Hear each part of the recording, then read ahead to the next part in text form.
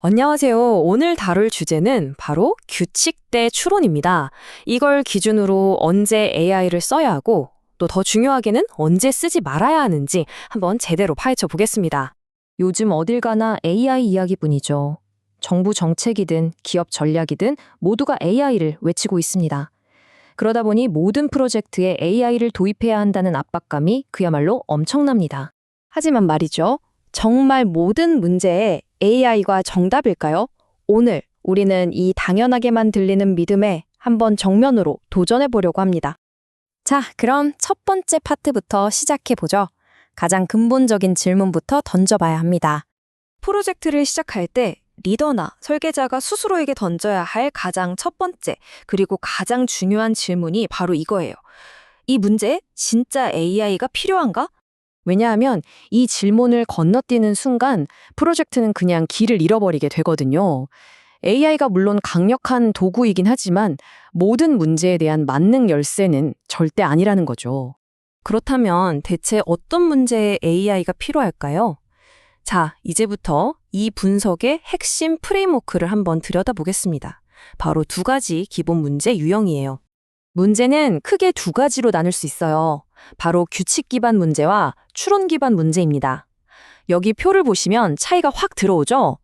규칙 기반 문제는 뭐랄까, 만약 A면 B를 해라처럼 원인과 결과가 아주 명확해요. 예외도 거의 없고요. 반면에 추론 기반 문제는 이건 여러 변수들이 막 서로 얽히고 설켜 있어서 패턴을 한눈에 파악하기가 정말 어렵습니다. 예외도 엄청나게 많고요. 예를 한번 들어볼까요? 재고가 특정 수량 아래로 떨어지면 자동으로 주문을 넣는 시스템. 이건 너무나 명확한 규칙이잖아요. 그쵸? 이런 문제들은 사실 굳이 AI까지 갈 필요 없이 기존의 자동화 시스템으로도 충분히 해결할 수 있습니다. 자, 그런데 이런 건 어떨까요? 고객이 언제 우리 서비스를 떠날지, 즉 이탈할지를 예측하거나 아니면 정말 복잡한 시장 상황 속에서 앞으로 수요가 어떻게 될지 예측하는 거요. 이건 변수가 한두 개가 아니잖아요. 바로 이런 추론이 필요한 영역. 여기서 바로 AI가 진짜 힘을 발휘하는 겁니다. 자, 그럼 만약에 문제 유형에 맞지 않는 도구를 쓰면 어떻게 될까요? 그 대가, 생각보다 훨씬 큽니다. 첫 번째 실수는 바로 이겁니다. 간단한 규칙 문제에 굳이 복잡한 AI를 쓰는 거죠. 이건 뭐랄까, 망치만 있으면 될 일에 불도저를 끌고 오는 격이랄까요? 그 결과는 정말 심각합니다.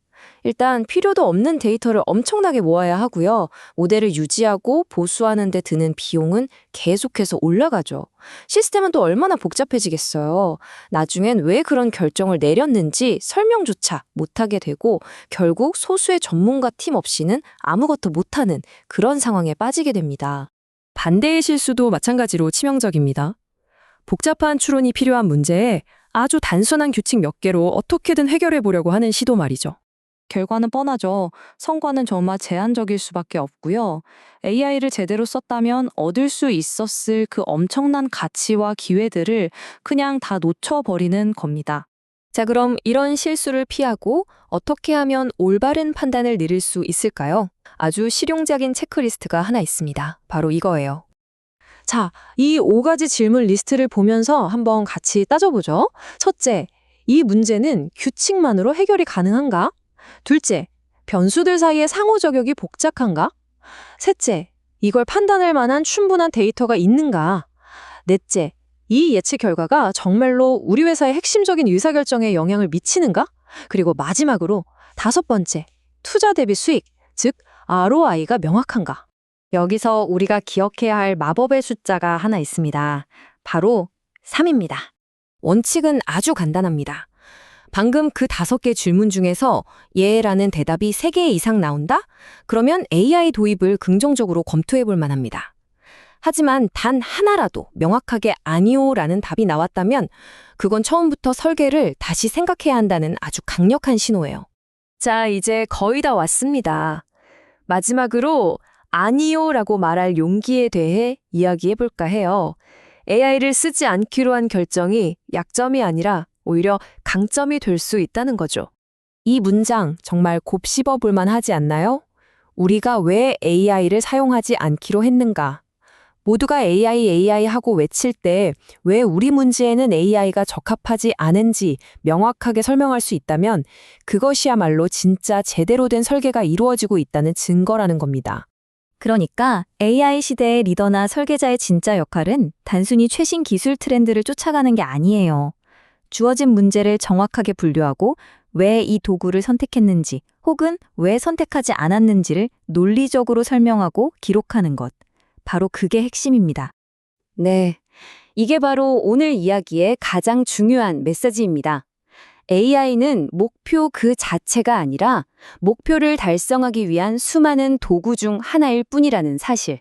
이걸 절대로 잊으면 안 됩니다.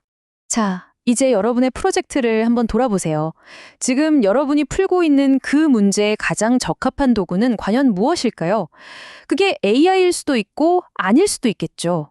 중요한 건 그 판단을 내리기까지의 그 구조적인 과정, 바로 그 자체입니다.